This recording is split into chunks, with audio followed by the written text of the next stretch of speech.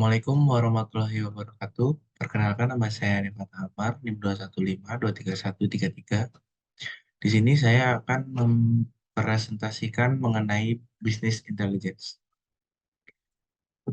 Bisnis intelligence adalah seperangkat konsep, metode, dan proses untuk meningkatkan keputusan bisnis dengan menggunakan berbagai sumber informasi dan mengaplikasikan pengalaman, asumsi untuk mengembangkan akurasi pemahaman bisnis secara dinamik. Tujuan utama BI adalah untuk memungkinkan akses data yang mudah agar manajer bisnis mampu melakukan analisis. BI membantu mentransformasikan data menjadi informasi dan pengetahuan untuk membuat keputusan dan tindakan. Manfaat BI yang pertama yaitu membantu mendapatkan informasi yang akurat sehingga dapat membuat keputusan bisnis yang berdasarkan data, bukan berdasarkan insting. Yang kedua, mampu mengidentifikasi peluang baru dengan data informasi yang dihasilkan, sehingga akan memperoleh informasi baru tentang peluang serta potensial dimiliki oleh sebuah perusahaan. Yang ketiga yaitu dapat membantu dalam mengelola manajemen persediaan bisnis dengan sangat baik. Yang keempat, solusi yang ditawarkan dan diberikan oleh Business Intelligence dapat menghemat banyak waktu karena dapat memberikan laporan bisnis yang dibutuhkan hanya dalam hitungan detik. Dan yang kelima yaitu dapat membantu mengalokasikan sumber daya yang dimiliki dengan lebih akurat. Sejarah singkat Business Intelligence dimulai pada pertengahan 90-an ketika istilah BI diciptakan oleh Gartner Group. Meskipun konsep ini telah hadir sejak dekade sebelumnya, pada masa tahun 1970 muncul konsep pelaporan manajemen informasi atau yang disebut MIS dengan fokus pada laporan statis dan periodik. Era 1980-an menyaksikan pengembangan sistem informasi eksekutif atau disingkat AIS, menambah dimensi dinamis pada pelaporan untuk memenuhi kebutuhan eksekutif. Pada tahun 1990, Online Analytic Processing atau disebut OLAF muncul, memberikan dimensi analisis yang dinamis dan multidimensional, membawa nilai konsep BI menjadi lebih nyata dengan kemampuan analisis ad hoc yang mendalam. Pada tahun 2005 dan seterusnya, BI mulai mengintegrasikan kecerdasan buatan atau AI dan teknologi data atau text mining, menyediakan analisis prediktif dan pemahaman yang lebih mendalam. Web portal dan panel kontrol menjadi fokus untuk memberikan akses yang lebih mudah dan interaktif. Di era 2010, BI terus berkembang dengan penekanan pada integrasi teknologi terkini seperti kecerdasan buatan, mencerminkan evolusi konstan dari pelaporan statis menuju analisis dinamis dan prediktif. Arsitektur BI dibagi menjadi 4, yaitu yang pertama, data warehouse. Data warehouse adalah penyimpanan pusat yang mengintegrasikan dan menyimpan data dari berbagai sumber, termasuk basis data operasional dengan proses ATL untuk membersihkan dan mentransformasi data sebelum penyimpanan. Fungsi utamanya adalah untuk mendukung query analitis kompleks dan pengambilan wawasan bisnis. Yang kedua ada analisis bisnis. Komponen ini mencakup beragam alat dan teknik untuk memanipulasi, menggali, dan menganalisis data di dalam data warehouse. Termasuk dalam analisis bisnis adalah OLAF. Untuk menjelajahi data secara multidimensional, teknik data mining untuk mengidentifikasi pola dan tren, serta alat analisis visual untuk memahami data melalui representasi grafis. Kemudian yang ketiga adalah manajemen kinerja bisnis atau disingkat menjadi BPM. BPM adalah elemen yang memantau dan menganalisis kinerja bisnis secara menyeluruh. Ini melibatkan pemantauan KPI, analisis varian untuk membandingkan hasil aktual dengan target, dan pelaporan kinerja yang struktural untuk memberikan informasi yang berguna.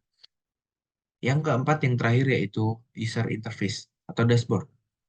User interface seperti dashboard berfungsi sebagai antarmuka bagi pengguna akhir untuk berinteraksi dengan data dengan cepat. Melalui visualisasi data, pengawasan kinerja langsung dengan KPI, dan interaktivitas pengguna, Dashboard dashboard menyajikan informasi secara grafis dan mendukung pengambilan keputusan yang aktif. Alasan business intelligence diperlukan, yaitu yang pertama untuk memenuhi kebutuhan para eksekutif dalam mendapatkan informasi yang terkonsolidasi dan bersifat agregat, memungkinkan mereka untuk membuat keputusan strategis yang lebih cerdas dan tepat. Yang kedua yaitu mendukung organisasi dengan menyediakan proses pengetahuan dan analisis yang diperlukan untuk menghasilkan informasi yang lebih mendalam, memberikan wawasan yang kritis untuk pengambilan keputusan yang terinformasi. Ketiga, yaitu menjadi solusi ketika sistem sebelumnya menghadapi keterbatasan, baik dalam hal pengolahan data yang kompleks atau kurangnya kapasitas analisis untuk mendukung kebutuhan bisnis yang berkembang.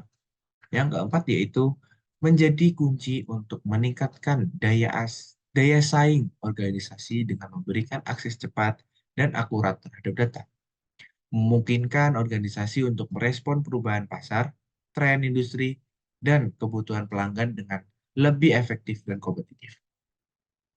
Business Intelligence memiliki tools.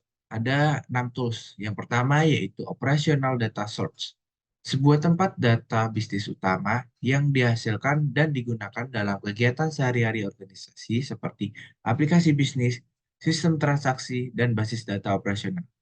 Fungsinya untuk menyediakan data mentah yang nantinya akan diekstrak, diolah, dan dimuat ke dalam penyimpanan data BI untuk analisis lebih lanjut. Yang kedua ada ETL Tools, Matrix, Transform, Load.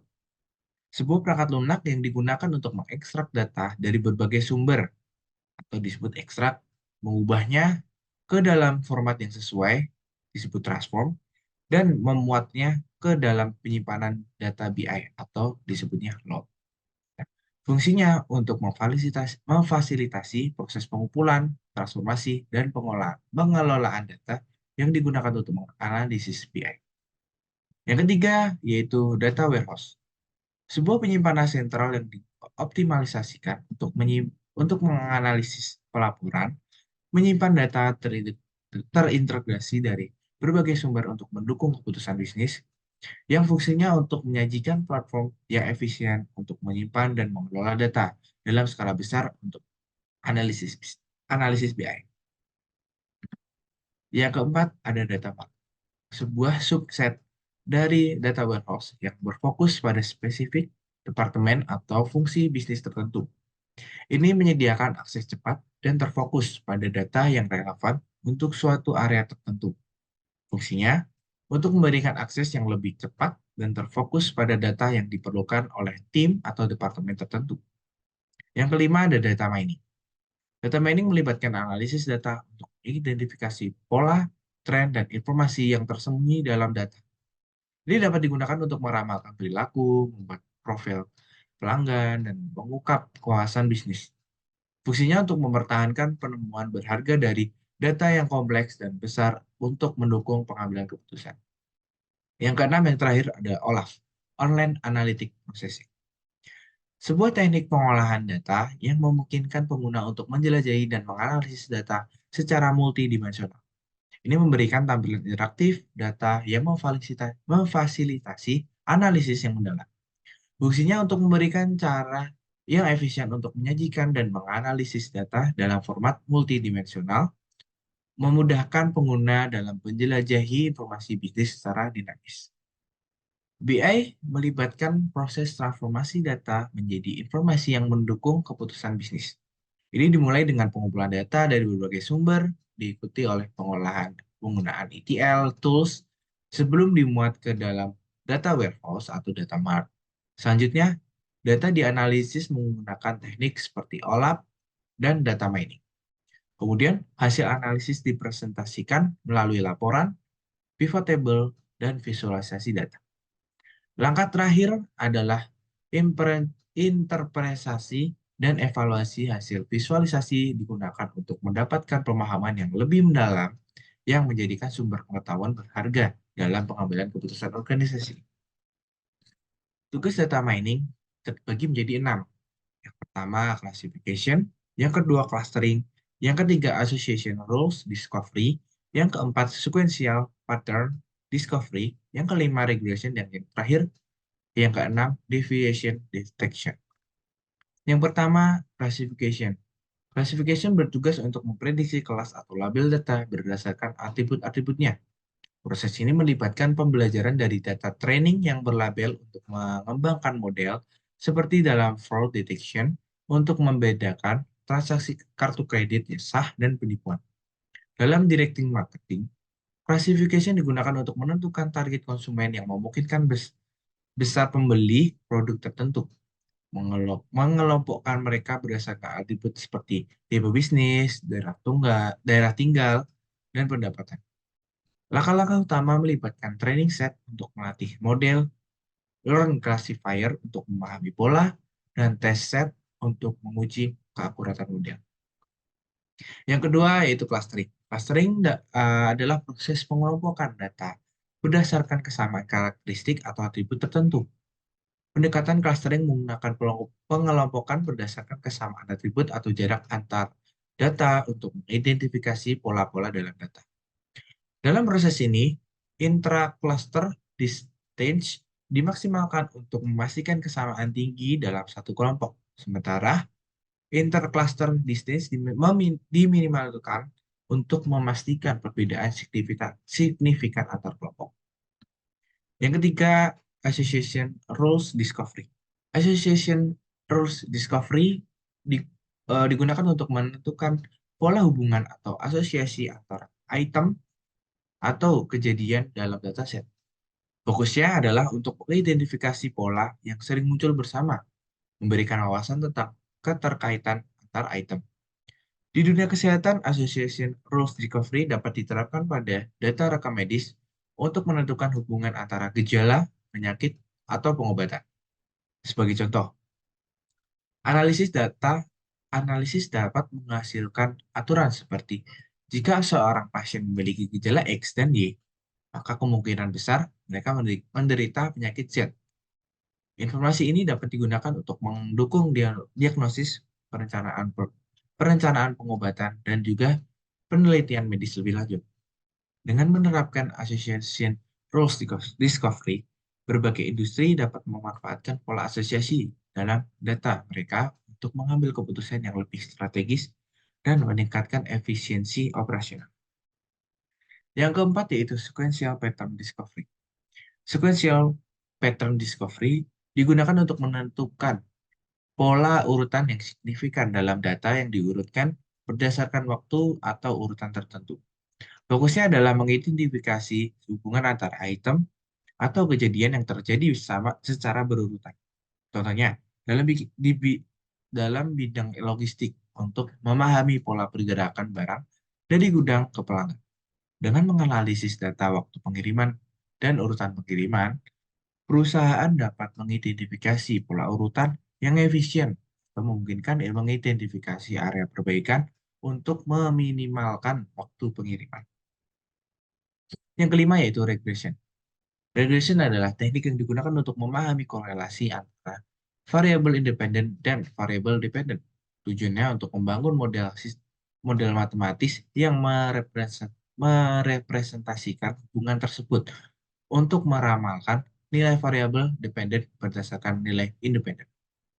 Contoh penerapannya dapat ditemukan dalam dunia keuangan, khususnya dalam prediksi harga saham. Dalam konteks ini, variabel independen mungkin mencakup faktor-faktor seperti kinerja pasar secara umum, laporan keuangan perusahaan, dan faktor ekonomi global. Variabel independen atau targetnya adalah harga saham suatu perusahaan. Dengan menggunakan regresi, analisis keuangan dapat membangun model untuk memahami sejauh mana faktor-faktor ini berkorelasi dengan harga saham dan meramalkan pergerakan harga saham di masa mendatang. Yang terakhir, yang keenam, deviation detection. Deviation detection adalah teknik yang digunakan dalam data mining untuk mendeteksi pola perilaku yang signifikan dari pola normal dalam suatu sistem.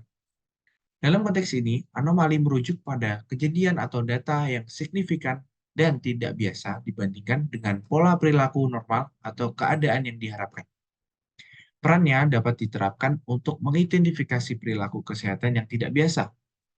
Sebagai contoh, sistem pemantauan real-time dapat mengamati parameter kesehatan seperti denyut jantung, suhu tubuh, dan tekanan darah secara terus-menerus. Jika terdeteksi anomali seperti fluktuasi drastis dalam denyut jantung atau suhu tubuh yang tidak wajar, sistem dapat memberikan peringatan kepada tenaga medis untuk memberikan respon cepat dan menyediakan perawatan yang sesuai. Penerapan teknik ini membantu meningkatkan kualitas perawatan pasien dan memungkinkan penanganan dini terhadap kondisi kesehatan yang mencurigakan. Sekian presentasi dari saya, kurang lebihnya maaf. Wassalamualaikum warahmatullahi wabarakatuh.